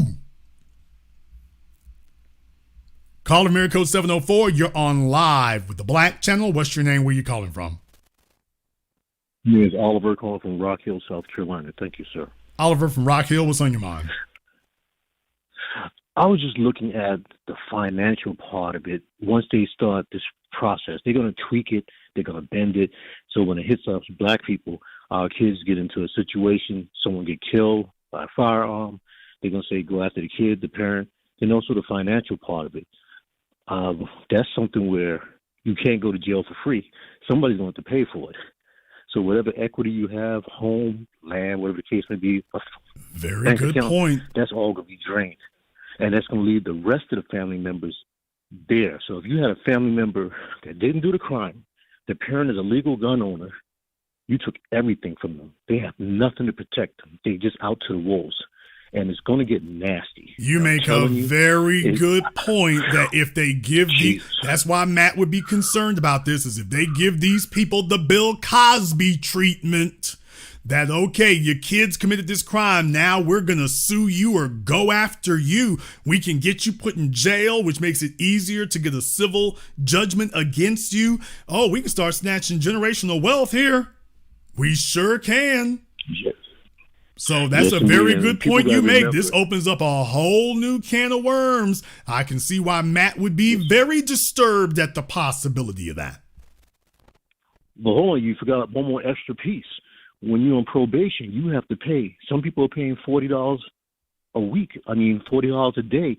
That's a lot of money. And when you come out of jail, you don't have no means to make money, so you're going right back in the system again. So you just looping the cycle over and over, and they're going to put it towards black people. They're going to start with us in the worst way. So black people, we need to watch out. We need to start educating our people, put our foot down, and stop going with all this trying to be all nice and stuff. We got to go back to the old school method to save our people. Thank you very much for giving us a call tonight here. He makes a very good point, man. He makes a very good point there. Wow, this could open up financial liability here, and ain't nobody gonna be on your side. So forget civil asset forfeiture. This would be civil asset forfeiture on rocket fuel. Oh boy, you could walk in and wipe out whole fortunes under the right circumstances. Call from area code 216. You're on live with the Black Channel. What's your name? Where you calling from? Yes, hi. This is Donna from Cleveland. Donna from Cleveland, what's on your mind? Well, first of all, I just want to say that white supremacy in this day and age is a highly sophisticated sport. I say this because it's in all our hospitals, our schools, the the political arena. It's a sport. When their children is looking under the Christmas tree, we might have a train set, but they're looking and receiving a gun. They're receiving a gun so they can weaponize and use it someday if they have to. So I'm saying all this because white supremacy, just like Dr. Cressing said, she told us specifically. She told us and let us know then that it was a sickness and an illness. And if we can't get that understanding in this day and age, we are in trouble because that's what we're dealing with. Well, I definitely think that we have that understanding of it here. I think that as black folk, we do, as a group, we understand that. The real thing is white society now is having to confront that reality. And the real question is, okay, now that you have to confront it, what are you going to do? I'll let you have the last word. Absolutely. Absolutely. What are you going to do? So they're going to have to put up some sort of, number one, stay in code. Listen, if we know the code, and we need to have our own code. I'm going to say that right now. We need to be exercising our own code. You fight fire with fire. Thank you very much for giving us a call tonight. Thank you. You know what? I mean, she makes a very good point here. As black people, we don't have a culture of buying your child a gun as a present. What? We don't have that. Don't tell me a damn thing about the inner city and this, that, and the other. We don't have a culture of buy your child a gun as a present. Hell, we don't really have a culture of taking your kids to the gun range. We don't have a culture of buy your child a weapon, a real functional weapon as a, quote, present. No, sir, that's not an inner city issue, Matt. That's not a gangbanger issue, Matt. While you trying to change the subject, call from area code 617. You're on live with the Black Channel. What's your name? Where you calling from? Hi, it's Shell from Boston. Hi, Shell from Boston. What's on your mind? Hi, I think this might be a gateway possibly to, you know how like a couple of years ago they changed the definition of a mass shooting for the amount of people? So in other words, like in the inner city, if 2 or more people get shot, it's considered a mass shooting. And like it used to be only like schools, like, maybe right. As soon as people really started paying attention to it, the white media went to work to try to dilute the definition of it. So now they just are trying to include anything and everything. So once again, yes, every time it's time to focus on them, they go to work changing the subject. I told y'all before, if the English language begins to undermine white supremacy, they will say to hell with the English language. And that's exactly what you just articulated. Yes. But is that now a law? Because I see that if they convict these people, Oh, okay. No. I mean, as far as classifying it in that way, if that's what you're asking, no, there is no law for that. But it's just certainly something that they're using and saying. Yeah, because I just wondered, like, will they start coming after the parents of, like, you know, I'm just saying our ethnicity and saying that, okay, now we set a precedence, and they'll turn it around and say, well, we'll bring their parents to Oh, court. absolutely. I mean, that's what I've been saying the whole time tonight here is that it's going to go one of two ways. They're either going to just ignore this altogether, or they're going to try to weaponize it against us, which is what Matt is tapping them on the shoulder to remind them, hey, if you're going to make that move, you got to make it against black folk. You don't make it against us. We don't give a damn how many of our kids shoot up schools. You only do these kind of draconian things to black people. And they're already doing it to us, by the way.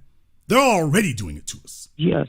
They're doing that right now. He's reminding them that they've taken their eye off the ball. That if you're getting ready to do, he's not so much, it bothers him about the sentencing, yeah, but what bothers Matt even more, and I have to beat this drum, what bothers him more are the visuals.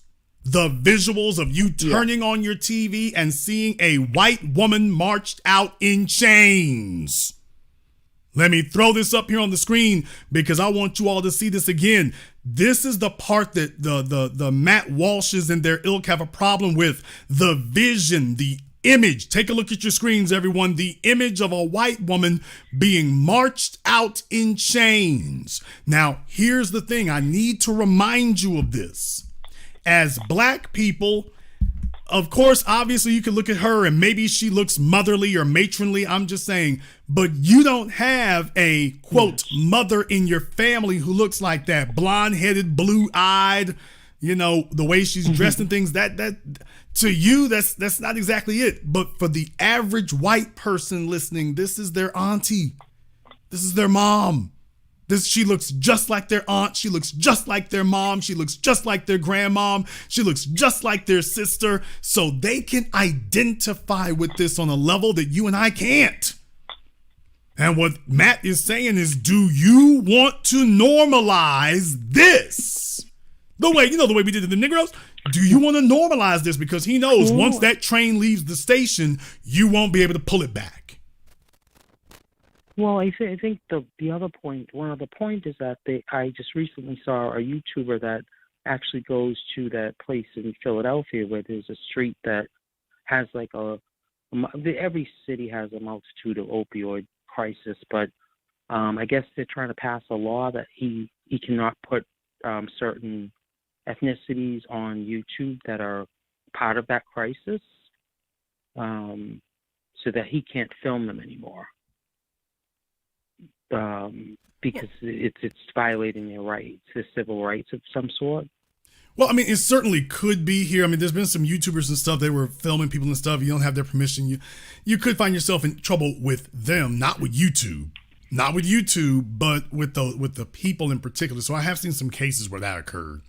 But certainly where the opioid crisis is concerned, next thing you know, every time something comes up here, every time it's time to focus on the dominant society, and by the way, hey, time to clamp down, all of a sudden folks start beating the drum and saying, hey, you need to change that subject. What about black on black? What about them Negroes? What can we do to them?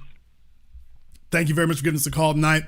Everything comes down to how do you weaponize this against black people? Even when it's something that's got nothing to do with us, they will change the subject and say, yeah, but what about them black folk over there? Well, sir, they're not even a part of this right now. Yeah, I know, but can we talk about them for a minute? No, are you psychotic? Yeah, but let's talk about them for a minute, then we'll get back over here. And Matt understands.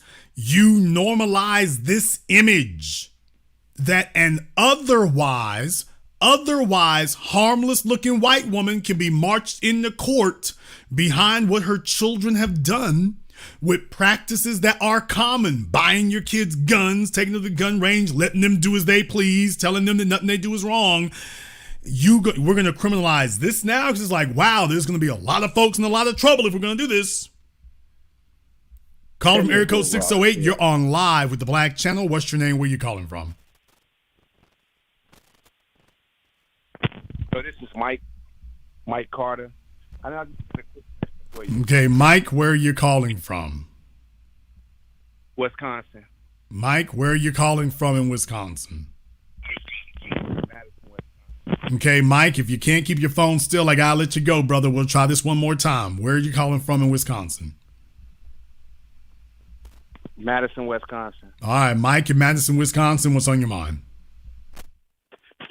I just had a quick question for you. Like, you seem like a very intellectual and intelligent brother. And I was just wondering, like, it's the year 2024. Why are we still considering ourselves as black when that's civilist Matus in the eyes of the law? Okay, you said, why do we consider ourselves as black and what? I said, it's 2024 and we still considering ourselves black when that's civilist Matus in the eyes of the law, meaning a dead person. Okay. Well, sir, we can use whatever title or name you wish to use. So which title or name, which title for us would you like to use, sir? American. You said what?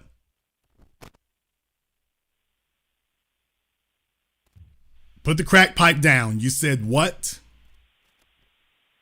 Right now, you the sellout dude calling people black when there's some colonial. Okay, sir, what is the term you would like to use instead? It's not what I would like to use. It's what we are. We more than black. Okay, sir. What? Okay, fourth time. What term would you like to use?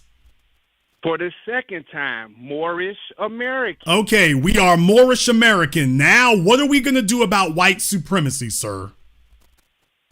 Claim our nationality and realize that black and white is a legal status and not an actual.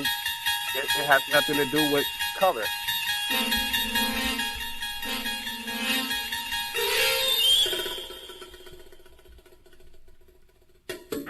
How long were you in prison?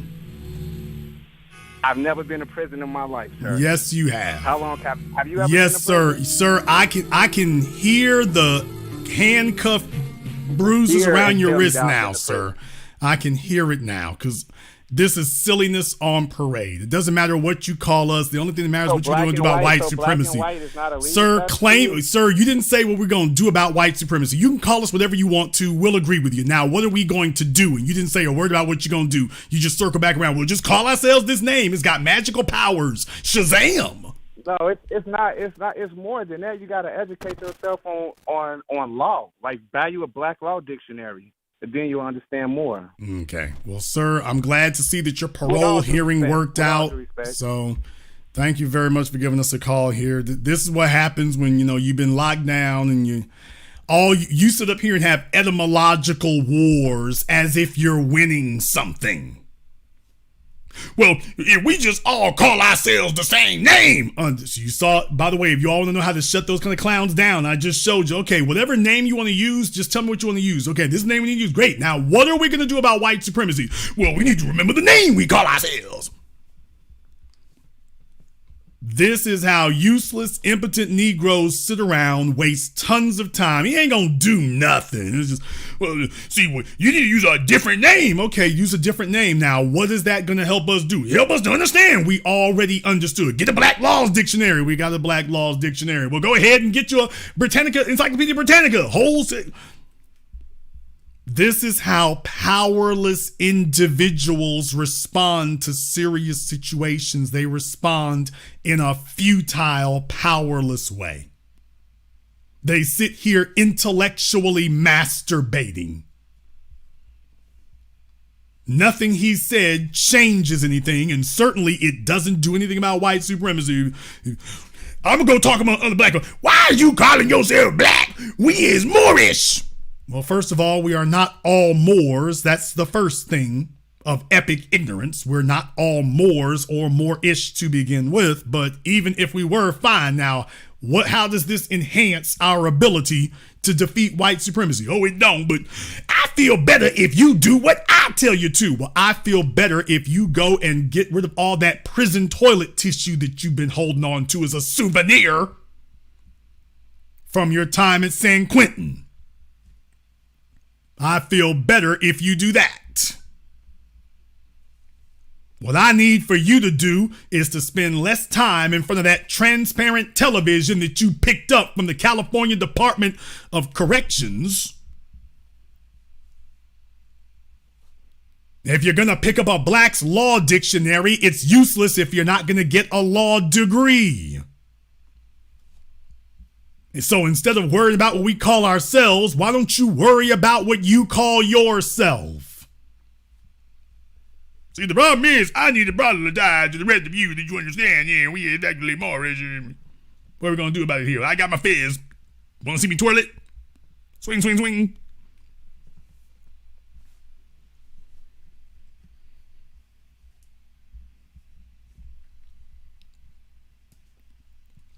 One of these days, we'll do a compilation of those things. They're all the powerless jailbird Negroes arguing over semantics. Do you know how pathetic you have to be in the year 2024 to be talking about semantics? You supposed to be worrying about them folk on the screen. I need the rest of you Negroes to get in line with me. Who the hell are you? My name is Bashir Allah Ahmed Rusev Hamalama Ding Dong.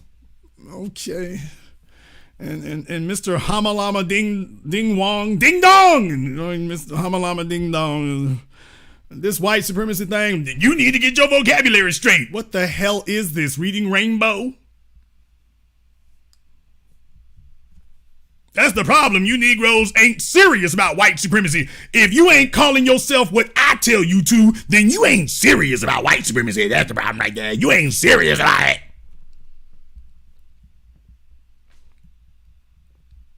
He must have been triggered as hell when he heard what they were talking about. Ooh. Caller from area code 312. You're on live with the Black Channel. What's your name? Where you calling from? This is Brother Zeb. I'm from Chicago, but I'm calling from Seattle. Brother Zeb from Chicago. What's on your mind? Yes. That brother, yeah. Now I see what you mean, brother, as far as the whole prison, that whole prison thing. But that whole, like you said, semantics, Black American freemen, we're better off saying, what they classified us as Negro than some goddamn, outer space ET terminology. But I had a question for you. When you alluded to Google owing, what did you really imply when you meant that Google got to cut the check too?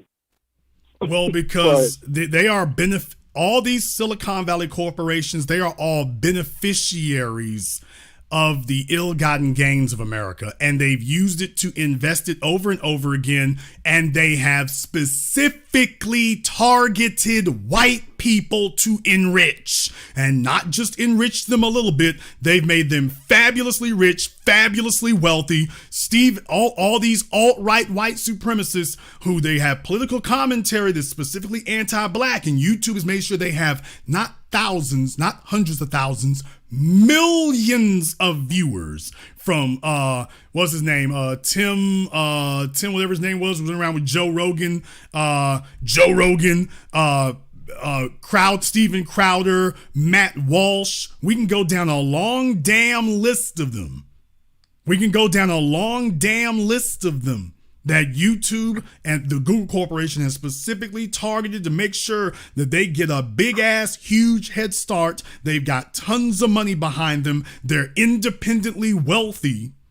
And thus they're able to go ahead and have that cascading effect that is able to enrich other white folk here. So whether it is Google, Meta, Facebook, X, Twitter, you name it, all these companies are just half a stone's throw, not even a stone's throw. They are half an inch away from hardcore right-wing white supremacist ideologies. Elon Musk, hell, he's the guy who owns Twitter. And take a look at what he's done. So yeah, when we talk about cutting the check, when we talk about reparations across the board, I'm not just limiting this to the federal government nor state government. There's a bunch of private institutions and current new technology institutions who gonna have to break bread too. Yes. So Jay, let me say this. I want to say, I don't want to be long-winded, but I want to clarify some things. When I said prison, being interred did me good, I mean as far as from a Malcolm X mentality, being able to get out, being able to see things differently, and understanding that I don't have to resort to criminality. and so that's that. And when you ask, what are we doing out here? Well, part of what I'm doing out here is being a civil slayer, so yeah, brother. I did not ask what you're doing out there. I promise you, I did not do that. I'm sure you're doing good work. So thank you for calling me from the front seat of the car again. I appreciate that. He's just checking in with us here. So it's just I don't want to turn this into convict night. I don't want to do that. So let me get caller from area code 516. You're on live with the Black Channel. What's your name? Where you calling from? Last try, caller from area code 516. You're on live with the Black Channel.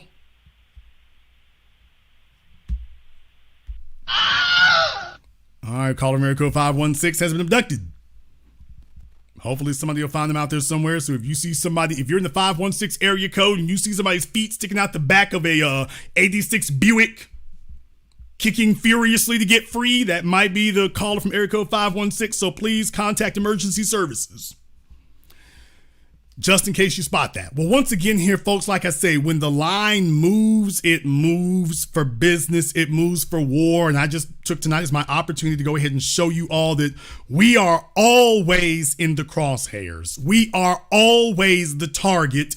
Even in conversations and discussions that have zero to do with us, they're going to change the subject to talk about us. Because as far as they're concerned, what they're letting you know, what Matt Walsh just let you know, is that conversations about the prison system are supposed to be reserved for us. And conversations about expanding the scope of the criminal code is supposed to be limited to us.